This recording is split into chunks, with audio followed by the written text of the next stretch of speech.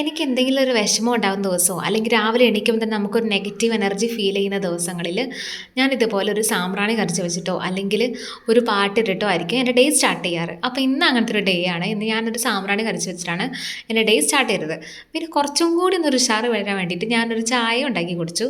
പിന്നെ എനിക്ക് കുറച്ച് മീൻ കുഞ്ഞുങ്ങളുണ്ട്. അവർക്ക് ഫുഡൊക്കെ കൊടുത്തതിന് ശേഷം എൻ്റെ വീടിൻ്റെ ബാക്ക് സൈഡ് എല്ലാ തവണയും ആഴ്ചയിൽ ഒരു പ്രാവശ്യം വൃത്തിയാക്കുന്നതാണ്. അപ്പോൾ ഇന്ന് അതായിരുന്നു ഡ്യൂട്ടി. അപ്പോൾ ബാക്ക് വാഷൊക്കെ ഒന്ന് വൃത്തിയാക്കി ഇട്ടു. അതിനുശേഷം ഷുട്ടുവിൻ്റെ കൂടെ കുറച്ച് നേരം കളിച്ചു. ഞാൻ നേരെ എൻ്റെ ബെഡ്റൂമിലേക്കാണ് പോയത്. എൻ്റെ ബെഡ്റൂം ഒന്ന് ഒതുക്കി വെക്കാനോ ഒന്ന് ബെഡ്ഷീറ്റ് പോലും ഒന്ന് ഒതുക്കി വെക്കാൻ എനിക്ക് സമയം കിട്ടിയിട്ടുണ്ട്. സമയം കിട്ടാത്തല്ല, നെഗറ്റീവ് എനർജി കൊണ്ട് ഞാൻ ഒതുക്കി വെക്കാതെ പോകുന്നതാണ്. അപ്പോൾ ഞാൻ വിചാരിച്ചു ഇന്ന് കുറച്ചൊന്ന് നീറ്റാക്കി ഇടാം, ഒന്ന് ബെഡൊക്കെ തിരിച്ചിടാം, അപ്പോൾ ഒന്ന് കുറച്ചുകൂടി പോസിറ്റീവായിട്ട് വരുന്നു. അപ്പോൾ അങ്ങനെയൊക്കെ തിരിച്ച് മറിച്ചൊക്കെ ഇട്ടു.